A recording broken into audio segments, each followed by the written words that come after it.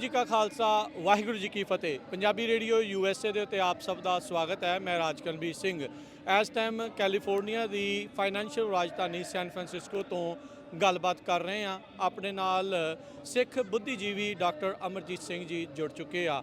ਕੱਲ੍ਹ ਵੀ ਇਹਨਾਂ ਦੇ ਨਾਲ ਆਪਾਂ ਉੱਥੇ ਸੀਗੇ ਵਾਸ਼ਿੰਗਟਨ DC, ਜੋ ਕਿ ਅਮਰੀਕਾ ਦੀ ਰਾਜਧਾਨੀ ਆ, ਜਿੱਥੇ ਲੌਬਿੰਗ ਚੱਲੀ ਆ, ਜਿੱਥੇ ਕੱਲ੍ਹ 1984 ਨੂੰ ਰਿਮੈਂਬਰ ਕੀਤਾ ਗਿਆ ਆ। ਕਾਂਗਰਸਮੈਨ ਕਾਂਗਰਸ ਵੂਮਨ ਆ ਕੇ ਸਿੱਖਾਂ ਦੇ ਨਾਲ ਖੜੇ ਆ। ਡਾਕਟਰ ਸਾਹਿਬ, ਸਭ ਤੋਂ ਪਹਿਲਾਂ ਫਤਿਹ ਅਰਜ਼ ਹੈ। ਵਾਹਿਗੁਰੂ ਜੀ ਕਾ ਖਾਲਸਾ, ਵਾਹਿਗੁਰੂ ਜੀ ਕੀ ਫਤਿਹ। हाँ जी, राजकरनवीर सिंह जी ਤੁਹਾਨੂੰ ਵੀ ਔਰ ਪੰਜਾਬੀ ਰੇਡੀਓ USA ਨਾਲ ਜੁੜੇ ਹੋਏ ਸਾਰੇ ਹੀ ਸਰੋਤਿਆਂ ਤੇ ਦਰਸ਼ਕਾਂ ਨੂੰ ਵਾਹਿਗੁਰੂ ਜੀ ਕਾ ਖਾਲਸਾ, ਵਾਹਿਗੁਰੂ ਜੀ ਕੀ ਫਤਿਹ। ਡਾਕਟਰ ਸਾਹਿਬ, ਕੱਲ੍ਹ ਆਪਾਂ ਵਾਸ਼ਿੰਗਟਨ DC ਸੀਗੇ।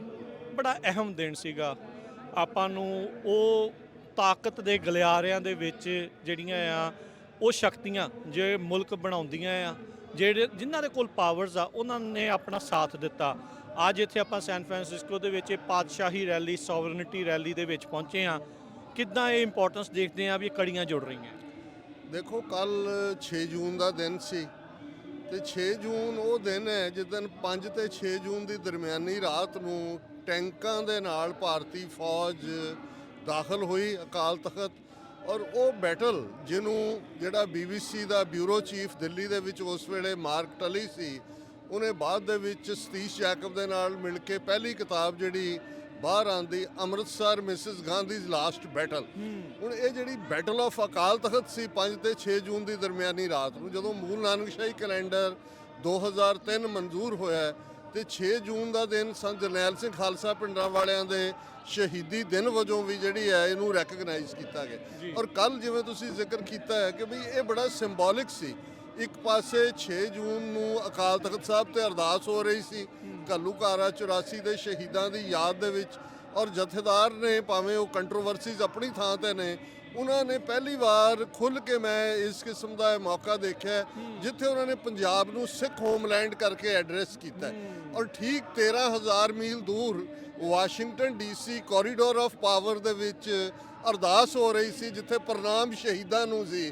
ਗ੍ਰੰਥੀ ਸਿੰਘ ਹੋਰਾਂ ਨੇ ਅਖੀਰ ਦੇ ਵਿੱਚ ਇਹ ਲਫ਼ਜ਼ ਕਹੇ, ਔਰ ਬਾਅਦ ਦੇ ਵਿੱਚ 1.5 ਦਰਜਨ ਤੋਂ ਜ਼ਿਆਦਾ ਕਾਂਗਰਸਮੈਨਾਂ ਨੇ, ਕਾਂਗਰਸ ਵਿਮਨ ਨੇ ਆ ਕੇ ਜੂਨ 84 ਨੂੰ ਯਾਦ ਕੀਤਾ।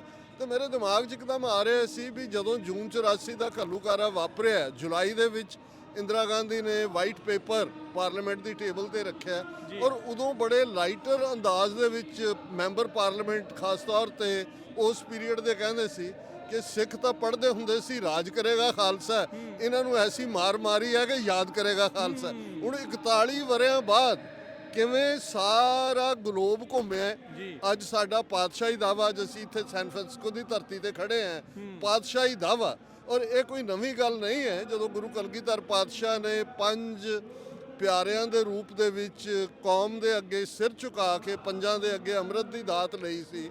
ਔਰ ਇਹ ਜਦੋਂ ਅਸੀਂ ਇਹ ਵਰਡਿਕਟ ਦੇਖਦੇ, ਰਾਜ ਕਰੇਗਾ ਖਾਲਸਾ ਜਾਂ ਖਾਲਸਾ ਜੀ ਕੇ ਬੋਲ ਵਾਲੇ ਜਾਂ ਪੰਥ ਕੀ ਜੀਤ, ਇਹ ਸਿੰਬੋਲਿਕ ਲਫ਼ਜ਼ ਨਹੀਂ ਨੇ। ਇਹਨਾਂ ਦੇ ਉੱਤੇ ਇਤਿਹਾਸ 18ਵੀਂ ਸਦੀ, ਇੱਕ ਸਦੀ ਅਸੀਂ ਲੜੇ हैं। ਔਰ ਇਹ ਦਾਵਾ ਹੀ ਇਹ ਸੀ ਕਿ ਹਮ ਰਾਖਤ ਪਾਤਸ਼ਾਹੀ ਦਾਵਾ ਜਾਂ ਇਤਕੋ ਜਾਂ ਅਗਲੋ ਪਾਵਾ, ਕਿ ਜੇ ਸ਼ਹੀਦੀ ਹੋਈ ਤੇ ਗੁਰੂ ਦੀ ਗੋਦ ਦੀ ਪਾਤਸ਼ਾਹੀ ਹੈ, ਤੇ ਜੇ ਅਸੀਂ ਜਿੱਤੇ ਰਾਜ ਕਰੇ ਹੈ ਇੱਕ ਲੜ ਮਰੇ ਹੈ। ਇਹ 18th ਸੈਂਚੁਰੀ ਦਾ ਸੰਕਲਪ ਹੈ ਕਿ ਜਾਂ ਅਸੀਂ ਸੋਵਰਨ ਪਾਤਸ਼ਾਹ ਦੇ ਮਾਲਕ ਹੈ ਤੇ ਜਾਂ ਅਸੀਂ ਸ਼ਹੀਦੀ ਪਾਵਾਂਗੇ। ਦੇ ਲਈ ਗੁਲਾਮੀ ਲਫ਼ਜ਼ ਸਿੱਖ ਡਿਕਸ਼ਨਰੀ ਦਾ ਲਫ਼ਜ਼ ਨਹੀਂ ਹੈ। ਸੋ ਮੈਂ ਸਮਝਦਾ ਹਾਂ ਕਿ ਬਹੁਤ ਕੁਝ ਬਦਲਿਆ। ਅੱਜ ਇੰਟਰਨੈਸ਼ਨਲ ਰਡਾਰ ਸਕਰੀਨ ਦੇ ਉੱਤੇ India the image as a ਰੋਗ ਸਟੇਟ, ਭਾਈ ਹਰਦੀਪ ਸਿੰਘ ਨਿੱਜਰ ਦੀ ਸ਼ਹਾਦਤ, ਭਾਈ Gurpatwant Singh Pannu murder case, plot ਫਾਈਲਡ, ਇਸ ਸਾਰੇ ਤੋਂ ਬਾਅਦ ਅਸੀਂ ਇਸ ਥਾਂ ਤੇ ਖੜੇ ਹਾਂ। ਦੂਸਰਾ, ਖਾਲਿਸਤਾਨ ਲਫ਼ਜ਼ ਜਿਹੜਾ 4 ਦਹਾਕਿਆਂ 'ਚ ਭਾਰਤੀ ਹਾਕਮਾਂ ਨੇ ਇੱਕ ਡਰਟੀ ਲਫ਼ਜ਼ ਬਣਾ ਦਿੱਤਾ ਸੀ, ਇੱਕ ਗਾਲ ਵਾਂਗ ਵਰਤਿਆ ਜਾਂਦਾ ਸੀ, ਅੱਜ ਇਸ ਦੇ ਉੱਤੇ ਸੀਰੀਅਸ ਡਿਬੇਟਸ ਨੇ, ਡਿਸਕਸ਼ਨਸ ਨੇ। ਅੱਜ ਇਹ ਅਹਿਮੀਅਤ ਹੈ ਕਿ ਬਲੂਮਬਰਗ ਵਰਗਾ ਅਦਾਰਾ ਇਸ ਇਵੈਂਟ ਨੂੰ ਕਵਰ ਕਰ ਰਿਹਾ। ਹੁਣ ਇਹ ਛੋਟੀ ਗੱਲ ਨਹੀਂ ਹੈ ਕਿ ਵੀ ਅੱਜ 13,000 ਮੀਲ ਤੱਕ ਕਿੰਨੇ ਮੁਲਕ, 5 ਆਈਜ਼ ਕੰਟਰੀਜ਼ ਮੇਨ ਨੇ, ਕਿਵੇਂ ਅੱਜ UK ਹੋਏ, ਅਮਰੀਕਾ ਹੋਏ, ਕੈਨੇਡਾ ਹੋਏ, ਆਸਟ੍ਰੇਲੀਆ ਹੋਏ, ਨਿਊਜ਼ੀਲੈਂਡ ਹੋਏ, ਸਿੱਖਾਂ ਪ੍ਰਤੀ ਇੱਕ ਸਿੰਪਥੀ ਫੈਕਟਰ ਹੈ। ਰਾਈਟ ਆਫ ਸੈਲਫ ਡਿਟਰਮੀਨੇਸ਼ਨ ਦੀ ਗੱਲ ਸੈਂਟਰਲ ਸਟੇਜ ਤੇ ਹੈ। ਔਰ ਸਾਡੀ ਤੀਸਰੀ ਜਨਰੇਸ਼ਨ, ਲਗਭਗ 20 ਸਾਲ ਦੀ ਇੱਕ ਜਨਰੇਸ਼ਨ ਹੁੰਦੀ ਹੈ 40 ਸਾਲਾਂ 'ਚ 2 ਜਨਰੇਸ਼ਨ, ਤੀਸਰੀ ਜਨਰੇਸ਼ਨ ਨੇ ਖਾਲਿਸਤਾਨ ਦਾ ਝੰਡਾ ਚੁੱਕ ਲਿਆ ਤੇ ਇਹ ਬੜੀ ਅਹਿਮੀਅਤ ਵਾਲੀ ਗੱਲ ਹੈ ਔਰ ਬੜੇ ਫਖਰ ਵਾਲੇ ਪਲ ਨੇ ਸਾਡੇ ਲਈ। ਡਾਕਟਰ ਸਾਹਿਬ, ਇੰਟਰਨੈਸ਼ਨਲ ਆਪਾਂ ਜੀਓ ਪੋਲਿਟਿਕਸ ਦੀ ਵੀ ਨਾਲ ਗੱਲ ਕਰਦੇ ਹਾਂ। ਇੰਡੀਆ ਨੇ ਬਹੁਤ ਕੋਸ਼ਿਸ਼ਾਂ ਕੀਤੀਆਂ G7 ਦੇ ਵਿੱਚ ਜਿਹੜੀ ਉਹ ਹਾਜ਼ਰੀ ਉਹਨਾਂ ਦੀ ਮਿਲੇ, ਬਹੁਤ ਕੁਝ ਚੱਲਿਆ। ਕੱਲ ਜਿਹੜੇ ਮਾਰਕ ਕਾਰਨੀ ਹੋਣਾ ਨੇ ਉਹਨਾਂ ਨੂੰ ਸੱਦਾ ਜਿਹੜਾ ਉਹ ਦੇ ਦਿੱਤਾ। ਸਿੱਖ ਉਹ ਇਸ ਨੂੰ ਇਸ ਤਰੀਕੇ ਦੇ ਨਾਲ ਵੀ ਜਿਹੜੇ ਆ ਕੁਝ ਹਲਕਿਆਂ 'ਚ ਇਹ ਦੇਖਿਆ ਜਾ ਰਿਹਾ ਹੈ ਵੀ ਇਹ ਇੱਕ ਪਿੱਠ 'ਚ ਜਿਹੜਾ ਸ਼ੁਰੂ ਆ ਵੀ ਇੱਕ ਪਾਸੇ ਭਾਈ ਨਿੱਜਰ ਹੋਣਾ ਦੀ ਜਿਹੜੀ ਸ਼ਹਾਦਤ ਦੀ ਜਿਹੜੀ ਬਰਸੀ ਆ ਉਹ ਆ ਰਹੀ ਆ, ਦੂਜੇ ਪਾਸੇ ਉਹ ਕਹਿੰਦਾ ਜੀ 5ਵਾਂ ਸਭ ਤੋਂ ਵੱਡਾ ਮੁਲਕ ਇਕਨੋਮੀ ਦਾ ਸਾਡੇ ਲਈ ਇੰਪੋਰਟੈਂਟ ਆ। ਇਸ ਜਿਹੜੇ ਚੇਂਜ ਹੋਇਆ ਆ ਇਸ ਨੂੰ ਆਪਾਂ ਕਿੱਦਾਂ ਦੇਖਣਾ ਹੈ? ਦੇਖੋ, ਇੱਕ ਗੱਲ ਸਾਨੂੰ ਸਮਝਣੀ ਚਾਹੀਦੀ ਹੈ ਕੌਮੀ ਤੌਰ ਤੇ ਵੀ ਕਿ ਸਿਆਸਤ ਬਾਰੇ ਇੱਕ ਕੋਟ ਕੀਤੀ ਜਾਂਦੀ ਹੈ ਕਿ ਵੀ there are no permanent friends or foes, only permanent are interest. ਇਹ ਗੱਲ ਅਮਰੀਕਾ ਦੇ ਹਵਾਲੇ ਨਾਲ ਹੋਏ, ਕੈਨੇਡਾ ਦਾ ਇਹ ਫੈਸਲਾ G7 ਦੇ ਵਿੱਚ ਮੋਦੀ ਨੂੰ ਇਨਵਾਈਟ ਕਰਨਾ, ਕਿਉਂਕਿ ਮੇਰਾ ਮੱਥਾ ਉਦੋਂ ਹੀ ਠਣਕਿਆ ਸੀ ਜਦੋਂ ਅਨੀਤਾ ਆਨੰਦ ਨੇ ਜੈ ਸ਼ੰਕਰ ਦੇ ਨਾਲ ਕਮਿਊਨੀਕੇਸ਼ਨ ਖੋਲ੍ਹੀ ਸੀ। ਇੱਕ ਗੱਲ ਦਾ ਧਿਆਨ ਰਹੇ ਵੀ ਕੈਨੇਡਾ ਦੇ ਵਿੱਚ ਇਕਨੋਮੀ ਕਾਫੀ ਡਾਊਨ ਸਲਾਈਡ ਹੈ।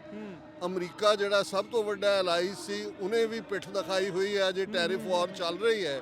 ਤੇ ਕਾਰਨੀ ਕੋਈ ਪੋਲੀਟੀਸ਼ੀਅਨ ਨਹੀਂ ਹੈ, ਉਹ ਇੱਕ ਬੈਂਕਰ ਹੈ। ਉਹਨੇ ਇਹ ਫੈਸਲਾ, ਬੇਸ਼ੱਕ ਇਹਨਾਂ ਨੂੰ ਬਹੁਤ ਮਹਿੰਗਾ ਪਏਗਾ, ਲਿਬਰਲ ਪਾਰਟੀ ਨੂੰ ਵੀ ਮਹਿੰਗਾ ਪਏਗਾ। ਆਲਰੇਡੀ ਜਿਹੜੇ ਉਹਨਾਂ ਦੇ ਕੁਝ ਪਾਰਲੀਮੈਂਟੇਰੀਅਨ ਨੇ ਉਹਨਾਂ ਨੇ ਡਾਈਸੈਂਟ ਦਿੱਤਾ ਹੈ।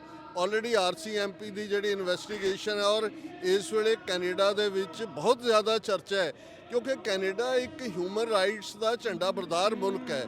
ਉਹ ਮਾਈਨਸ ਦਾ ਇਸ਼ੂ ਹੋਏ, ਕੈਨੇਡਾ ਨਿਊਕਲੀਅਰ ਪਾਵਰ ਨਹੀਂ ਹੈ। ਰਾਦਰ ਜਦੋਂ ਇੰਡੀਆ ਨੇ 1974 ਦੇ ਵਿੱਚ ਐਟੋਮਿਕ ਬੰਬ ਟੈਸਟ ਕੀਤਾ ਸੀ, ਕੈਨੇਡਾ ਨੇ ਪਾਬੰਦੀਆਂ ਲਾਤੀਆਂ ਸੀ। ਸੋ ਇਹਦੇ ਬਾਵਜੂਦ ਕਿ ਇੰਡੀਆ ਨੇ ਉਹਨਾਂ ਦੀ ਨੈਸ਼ਨਲ ਸੋਵਰਨਿਟੀ ਵਾਇਲੇਟ ਕੀਤੀ, 6 ਉਹਨਾਂ ਦੇ ਟਾਪ ਡਿਪਲੋਮੈਟ ਇਸੇ ਹੀ ਲਿਬਰਲ ਪਾਰਟੀ ਦੇ ਸਾਬਕਾ ਪ੍ਰਾਈਮ ਮਿਨਿਸਟਰ ਨੇ ਪਰਸੋਨਾ ਨਾਨ ਗ੍ਰੈਟਾ ਐਲਾਨੇ। ਇਸ ਕਿਸਮ ਦਾ ਫੈਸਲਾ ਸ਼ਰਮਨਾਕ ਹੈ। ਮੈਨੂੰ ਲੱਗਦਾ ਹੈ ਵੀ ਅਲਟੀਮੇਟਲੀ ਇਹਦੇ ਨਾਲ ਔਰ ਇਹ ਠੀਕ ਕਾਲ ਦਿੱਤੀ ਹੈ 6 ਫਾਰ ਜਸਟਿਸ ਨੇ ਵੀ। ਮੈਂ ਵੀ ਕਮਿੰਗ ਵੀਕ, ਕਿਉਂਕਿ ਭਾਈ ਹਰਦੀਪ ਸਿੰਘ ਨਿੱਜਰ ਦੀ ਸ਼ਹਾਦਤ ਨੂੰ 2 ਸਾਲ ਹੋ ਜਾਣੇ ਨੇ, ਸਾਰੀ ਸਮਾਗਮ ਰੱਖਿਆ, ਉਸ 'ਚ ਮੈਂ ਸ਼ਮੂਲੀਅਤ ਕਰਨੀ ਹੈ। ਮੈਂ ਸਮਝਦਾ ਵੀ ਅਸੀਂ ਕੈਨੇਡਾ ਵਾਲੇ ਵੀਰਾਂ ਭੈਣਾਂ ਨਾਲ ਮਿਲ ਕੇ ਸਟ੍ਰੈਟੇਜਾਈਜ਼ ਵੀ ਕਰਾਂਗੇ ਕਿ ਵੱਡੇ ਪੈਮਾਨੇ ਤੇ ਪ੍ਰੋਟੈਸਟ ਹੋਣਾ ਚਾਹੀਦਾ ਹੈ। ਇੰਡੀਆ ਜਿਹੜਾ ਇਹ ਸਮਝਦਾ ਹੈ ਵੀ ਇਹਦੇ 'ਚ ਉਹ ਪੋਲੀਟੀਕਲ ਐਡਵਾਂਟੇਜ ਲਏ, ਮੇ ਵੀ ਉਹਨਾਂ ਲਈ ਡਿਸਐਡਵਾਂਟੇਜ ਟਰਨ ਹੋਏ, ਕਿਉਂਕਿ ਜਿਹੜੇ G7 ਦੇ ਬਾਕੀ ਮੁਲਕ ਜਿਨ੍ਹਾਂ ਜਰਮਨ ਹੈ, ਇਟਲੀ ਹੈ, ਫਰਾਂਸ ਹੈ, ਜਿਨ੍ਹਾਂ ਨੂੰ ਇਸ ਸਾਜ਼ਿਸ਼ ਦਾ ਨਹੀਂ ਵੀ ਪਤਾ ਸੀ, ਅਸੀਂ ਉਹਨਾਂ ਤੱਕ ਵੀ ਇਹ ਮੈਸੇਜ ਕਨਵੇ ਕਰਾਂਗੇ ਐਂਡ ਵਿਦਨ ਸਾਨੂੰ ਸਟਰੋਂਗ ਲੌਬੀ ਕਰਨ ਦਾ। ਔਰ ਮੈਨੂੰ ਲੱਗਦਾ ਵੀ ਜਿਵੇਂ ਉਹਨੇ ਪ੍ਰਾਈਮ ਮਿਨਿਸਟਰ ਨੇ ਕਿਹਾ ਜੀ ਮੈਂ ਬਾਕੀ ਦੇਸ਼ਾਂ ਨੂੰ ਵੀ ਪੁੱਛਿਆ, ਮੈਨੂੰ ਲੱਗਦਾ ਕਿ ਵੀ ਇਹ ਕੁਛ ਨਾ ਕੁਛ ਐਸਾ ਇਨਰ ਵੀ ਚੱਲ ਰਿਹਾ ਹੈ ਜਿਹਦੇ 'ਚ ਇੰਡੀਆ ਨੇ ਕਿਤੇ ਨਾ ਕਿਤੇ ਪ੍ਰਵੇਲ ਕੀਤਾ। ਇਹਦੇ 'ਚ ਕੋਈ ਸ਼ੱਕ ਨਹੀਂ ਹੈ ਕਿਉਂਕਿ ਈਵਨ ਇੰਡੀਅਨ ਦਾ ਆਪਣਾ ਮੀਡੀਆ ਨੇ ਵੀ ਕਿਹਾ ਸੀ ਵੀ ਇਨਵੀਟੇਸ਼ਨ ਨਹੀਂ ਹੈ, ਕੋਈ ਲਾਸਟ ਮਿੰਟ ਚੇਂਜ ਹੈ। ਪਰ ਮੈਨੂੰ ਲੱਗਦਾ ਹੈ ਵੀ ਇਹ ਫੈਸਲੇ ਦੀ ਕੀਮਤ ਕੈਨੇਡੀਅਨ ਲਿਬਰਲ ਪਾਰਟੀ ਨੂੰ ਵੀ ਦੇਣੀ ਪਵੇਗੀ ਔਰ ਕੈਨੇਡਾ ਦੇ ਸਿਸਟਮ ਨੇ ਆਪਣੇ ਤੇ ਇੱਕ ਧੱਬਾ ਲਿਆ। ਲੇਕਿਨ ਅਸੀਂ ਜਿਹਨੂੰ ਕਹਿੰਦੇ ਨੇ ਕਿ ਵੀ ਵਾਈਜ਼ ਲੋਕ ਉਹ ਹੁੰਦੇ ਨੇ those who turn even every adversity into an advantage.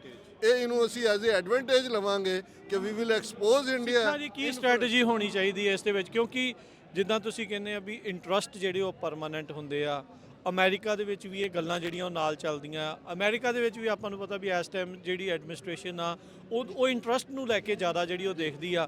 ਸਿੱਖਾਂ ਨੂੰ ਇਹੋ ਜਿਹੀਆਂ ਚੀਜ਼ਾਂ ਦੇ ਵਿੱਚ ਕਿੱਦਾਂ ਸਟ੍ਰੈਟੇਜਾਈਜ਼ ਕਰਨਾ ਚਾਹੀਦਾ ਹੈ, ਕੀ ਅਗਲੇ ਕਦਮ ਰੱਖਣੇ ਚਾਹੀਦੇ ਆ? ਦੇਖੋ, ਕੱਲ ਜਿਹੜੀ ਮੇਰੀ ਪ੍ਰੈਜੈਂਟੇਸ਼ਨ ਸੀ ਉਸ ਕਾਂਗਰੈਸ਼ਨਲ ਜਿੱਥੇ ਟ੍ਰਿਬਿਊਟ ਦਿੱਤੀ ਜਾ ਰਹੀ ਸੀ, ਬੇਸ਼ੱਕ ਅਸੀਂ ਥੈਂਕ ਯੂ ਵੀ ਕੀਤਾ ਸਾਰਿਆਂ ਦਾ, ਪਰ ਮੈਂ ਇਹ ਲਫ਼ਜ਼ ਦੁਹਰਾਏ ਮੈਂ ਆਲਮੋਸਟ ਆਪਣੀ ਹਰ ਪ੍ਰੈਜੈਂਟੇਸ਼ਨ 'ਚ ਕਿ ਗੁਰੂ ਕਲਗੀਧਰ ਪਾਤਸ਼ਾਹ ਦਾ ਫਰਮਾਨ ਹੈ ਕਉ ਕਿਸੇ ਕੋ ਰਾਜ ਨਾ ਦੇ ਹੈ ਜੋ ਲੈ ਹੈ ਨਿਜ ਬਲ ਸੇ ਲੈ ਹੈ। ਸੋ ਸਾਨੂੰ ਇਹ ਕਾਊਂਟ ਨਹੀਂ ਕਰਨਾ। ਇਸ ਵੇਲੇ ਫੇਵਰੇਬਲ ਹੈ ਪੱਛਮੀ ਤਾਕਤਾਂ ਨੂੰ ਖਾਲਿਸਤਾਨ ਵੱਲ ਕਦਮ ਵਧਾਉਣੇ, ਲੇਕਿਨ ਇੱਕ ਗੱਲ ਦਾ ਕਲੀਅਰ ਹੋਣਾ ਚਾਹੀਦਾ ਹੈ ਵੀ ਇਹ ਮਦਦ ਕਰਨ ਜਾਂ ਨਾ ਕਰਨ, ਨੋ ਮੈਟਰ ਵਾਟ, ਖਾਲਸਾ ਪੰਥ ਨੇ ਆਪਣਾ ਨੇਸ਼ਨ ਸਿਰਜਣਾ ਹੀ ਸਿਰਜਣਾ ਔਰ ਗੁਰੂ ਕਲਗੀਧਰ ਪਾਤਸ਼ਾਹ ਨੇ ਪੰਥ ਨੂੰ ਪਾਤਸ਼ਾਹਤ ਦਿੱਤੀ ਹੋਈ ਹੈ।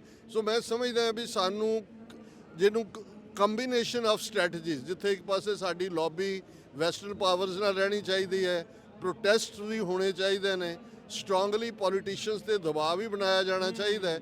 ਜਿਵੇਂ ਕੈਨੇਡਾ ਦੀਆਂ ਫੈਡਰਲ ਇਲੈਕਸ਼ਨ ਤੋਂ ਪਹਿਲਾਂ ਸਿੱਖ ਫੈਡਰੇਸ਼ਨ ਕੈਨੇਡਾ ਨੇ ਇੱਕ ਕੁਐਸਚਨੇਅਰ ਬਣਾਇਆ, 10 ਸਵਾਲ ਸੀ 30 ਤੋਂ ਜ਼ਿਆਦਾ ਪਾਰਲੀਮੈਂਟੇਰੀਅਨ ਜਿਹੜੇ ਸਿੱਖ ਹਲਕੇ ਜਿੱਥੇ ਸਿੱਖਾਂ ਦੀ ਵੋਟ ਕਾਊਂਟ ਕਰਦੀ ਹੈ ਉਹਨਾਂ ਨੂੰ ਪੁੱਛਿਆ ਗਿਆ ਔਰ ਉਹਦਾ ਇੰਪੈਕਟ ਬਣਿਆ ਹੈ। ਜਿਵੇਂ ਯੂਕੇ ਦੇ ਵਿੱਚ ਸਿੱਖ ਲੌਬੀ ਸਿੱਖ ਫੈਡਰੇਸ਼ਨ ਨੇ ਇਹ ਮਨਾਈ ਹੋਈ ਹੈ ਕਿ ਭਾਈ ਜੂਨ 84 ਦੀ ਇਨਵੈਸਟੀਗੇਸ਼ਨ ਹੋਏਗੀ। ਦੇਖੋ ਬੜੀ ਤੇਜ਼ੀ ਨਾਲ ਕਈ ਕੁਝ ਬਦਲ ਰਿਹਾ ਹੈ। ਐਲਨ ਮਸਕ ਟਰੰਪ ਦੀ ਰਿਲੇਸ਼ਨਸ਼ਿਪ ਵਿਦਨ 6 ਮੰਥਸ ਕਿੱਥੇ ਪਹੁੰਚ ਗਈ। ਸੋ ਇਹਨਾਂ ਅਸੀਂ ਵੀ ਉਹ ਸਾਰੀ ਚੇਂਜ ਦਾ ਹਿੱਸਾ ਹੀ ਹੈ। So there will be changes, ਲੇਕਿਨ ਸਾਡਾ ਫੋਕਸ ਇਹੀ ਰਹਿਣਾ ਚਾਹੀਦਾ ਹੈ ਕਿ ਕਿਸ ਉਦਮ ਤੇ ਰਾਜ ਮਿਲੇ, ਸ਼ਤਰੂ ਤੇ ਸਭ ਹੋਵੇ ਮੀਤਾ। ਸਾਨੂੰ ਆਪਣੇ ਐਫਰਟ ਨਾ ਹੀ ਫਰਸਟ੍ਰੇਸ਼ਨ ਹੋਣੀ ਚਾਹੀਦੀ ਹੈ, ਕਿਉਂਕਿ ਮੈਨੂੰ ਕਦੇ ਵੀ ਇਹ ਭੁਲੇਖਾ ਨਹੀਂ ਰਿਹਾ ਵੀ ਅਲਟੀਮੇਟਲੀ ਪਰਮਾਨੈਂਟ ਇੰਟਰਸਟ ਹੀ ਹੁੰਦੇ ਨੇ।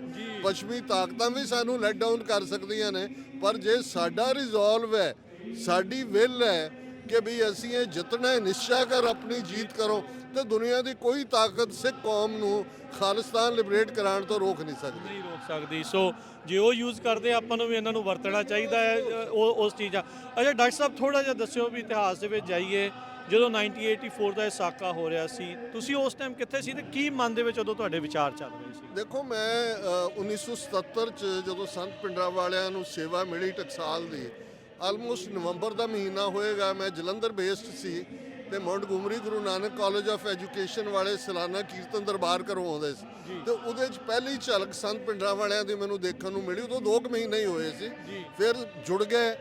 ਅਕਤੂਬਰ 1983 ਦੇ ਵਿੱਚ ਮੈਂ 51 ਸਿੰਘਾਂ ਸਿੰਘਣੀਆਂ ਦਾ ਜਥਾ ਲੈ ਕੇ ਧਰਮਯੁੱਧ ਮੋਰਚੇ 'ਚ ਗ੍ਰਿਫਤਾਰੀ ਵੀ ਦਿੱਤੀ। ਕੁਝ ਵਕਤ ਫਿਰੋਜ਼ਪੁਰ ਜੇਲ੍ਹ 'ਚ ਗੁਜ਼ਾਰਨ ਦਾ ਮੌਕਾ ਬਣਿਆ। ਜੂਨ 84 ਵੇਲੇ ਵੀ ਅਸੀਂ ਜਲੰਧਰ ਬੇਸਡ ਸੀ, ਬਹੁਤ ਸਾਰਾ ਕੁਝ ਚੱਲ ਰਿਹਾ ਸੀ ਕਰਨ ਦਾ। ਪਰ ਮੈਨੂੰ ਇੱਕ ਗੱਲ 80s ਦੀ ਮੂਵਮੈਂਟ ਵੇਲੇ ਵੀ ਨਜ਼ਰ ਆਉਂਦੀ ਸੀ ਕਿ ਜਿਹੜਾ ਸਾਡਾ ਇੰਟੈਲੈਕਚੁਅਲ ਹੈ ਉਹ ਇੱਕ ਵਿੱਥ ਤੇ ਹੈ, ਕੌਮ ਤੱਕ ਗੱਲ ਨਹੀਂ ਪਹੁੰਚੀ। ਸੋ ਪਹਿਲਾ ਐਕਟ ਸਾਡਾ ਜੂਨ 84, ਜਦੋਂ ਜੁਲਾਈ 'ਚ ਇੰਦਰਾ ਗਾਂਧੀ ਨੇ ਵਾਈਟ ਪੇਪਰ ਜਾਰੀ ਕੀਤਾ ਤੇ ਅਸੀਂ ਸਿੱਖ ਇੰਟੈਲੈਕਚੁਅਲਸ ਦੇ ਇੱਕ ਗਰੁੱਪ ਨਾਲ ਰਾਬਤਾ ਕੀਤਾ, ਚੰਡੀਗੜ੍ਹ ਵੀ, ਬੁੱਲੋਵਾਲ ਵੀ, ਟਾਂਡੇ ਵੀ, ਬਾਕੀ ਥਾਵਾਂ ਤੇ ਅਸੀਂ ਕਾਊਂਟਰ ਵਾਈਟ ਪੇਪਰ ਨਵੰਬਰ 84 ਦੇ ਵਿੱਚ ਰਿਲੀਜ਼ ਕੀਤਾ ਸੀ। ਸੋ ਉਸ 3-4 ਸਾਲ ਦੇ ਪੀਰੀਅਡ 'ਚ ਵੀ ਐਕਟੀਵਿਟੀ ਇੰਟੈਲੈਕਚੁਅਲ ਸੀ। ਫਿਰ ਸਾਰੇ ਸਿੰਘਾਂ ਦੀ ਵਿਚਾਰ ਦੇ ਨਾਲ ਹੀ ਮੈਂ ਬਾਹਰ ਆਉਣ ਦਾ ਫੈਸਲਾ ਕੀਤਾ ਸੀ, ਕਿਉਂਕਿ ਉਹਨਾਂ ਜ਼ਮਾਨਿਆਂ 'ਚ ਇਵੇਂ ਦਾ ਮੀਡੀਆ ਨਹੀਂ ਸੀ ਕਿ ਵੀ ਆਪਣੀ ਗੱਲ ਅਮਰੀਕਾ ਤੱਕ ਪਹੁੰਚਾਈ ਜਾਏ। ਸੋ 88 ਦੇ ਵਿੱਚ ਮੈਂ ਅਮਰੀਕਾ 'ਚ ਆਇਆ ਔਰ ਮਕਸਦ ਇਹੀ ਸੀ ਕਿ ਵੀ ਅਸੀਂ ਜਿਹੜੀ ਸਾਡੀ ਆਰਮਡ ਸਟਰਗਲ ਹੈ, ਜਿਹਨੂੰ ਇਹ ਦਹਿਸ਼ਤਗਰਦੀ ਦੇ ਖਾਤੇ 'ਚ ਪਾ ਰਹੇ ਨੇ, ਉਹਨੂੰ ਅਸੀਂ ਪੋਲੀਟੀਕਲ ਈਡੀਅਮ ਦੇਣਾ। ਸੋ ਇੱਥੇ ਨਵੰਬਰ 91 ਦੇ ਵਿੱਚ ਮੈਂ ਐਜ਼ ਏ ਸਪੋਕਸਪਰਸਨ ਪੰਥਕ ਕਮੇਟੀ, ਜਦੋਂ ਕਿ 4 ਜੁਝਾਰੂ ਜਥੇਬੰਦੀਆਂ ਦਾ ਪੰਜਾਬ ਦੇ ਉੱਤੇ ਪੂਰਾ ਕਮਾਂਡ ਸੀ, ਇਸ ਸਫ਼ਰ ਨੂੰ ਸ਼ੁਰੂ ਕੀਤਾ ਤੇ ਰੈਸਟ ਇਜ਼ ਦਾ ਹਿਸਟਰੀ ਇਹ ਸਾਰੇ ਪੀਰੀਅਡ। ਸੋ ਉਦੋਂ ਵੀ ਮੈਨੂੰ ਲੱਗਦਾ ਸੀ ਕਿ ਵੀ ਸਿੱਖਾਂ ਦਾ ਖਾਲਿਸਤਾਨ ਤੋਂ ਬਿਨਾਂ ਗੁਜ਼ਾਰਾ ਨਹੀਂ, ਔਰ ਇਹਨਾਂ 41 ਵਰ੍ਹਿਆਂ 'ਚ ਕੋਈ ਸੂਰਜ ਐਸਾ ਨਹੀਂ ਚੜ੍ਹਿਆ ਜਿਹਨੇ ਇਹ ਰਿਅਲਾਈਜ਼ ਕਰਵਾਇਆ ਹੋਇਆ ਕਿ ਖਾਲਿਸਤਾਨ ਤੋਂ ਬਿਨਾਂ ਸਾਡੇ ਕੋਲ ਕੋਈ ਆਪਸ਼ਨ ਹੈ। ਔਰ ਅੱਜ ਅਸੀਂ ਆਪਣੀ ਮੰਜ਼ਿਲ ਦੇ ਬਹੁਤ ਕਰੀਬ ਹੈ। ਧੰਨਵਾਦ ਡਾਕਟਰ ਸਾਹਿਬ, ਬੜੀ ਮਿਹਰਬਾਨੀ, ਬੜਮੁੱਲੀ ਜਾਣਕਾਰੀ ਸਾਂਝੀ ਕੀਤੀ। ਕਵਰੇਜ ਜਾਰੀ ਰਹੇਗੀ ਪੰਜਾਬੀ ਰੇਡੀਓ USA ਤੇ। ਇਹ ਸਨ ਡਾਕਟਰ ਅਮਰਜੀਤ ਸਿੰਘ। ਹੁਣ ਲੈਣੇ ਇਜਾਜ਼ਤ। ਵਾਹਿਗੁਰੂ ਜੀ ਕਾ ਖਾਲਸਾ, ਵਾਹਿਗੁਰੂ ਜੀ ਕੀ ਫਤਿਹ।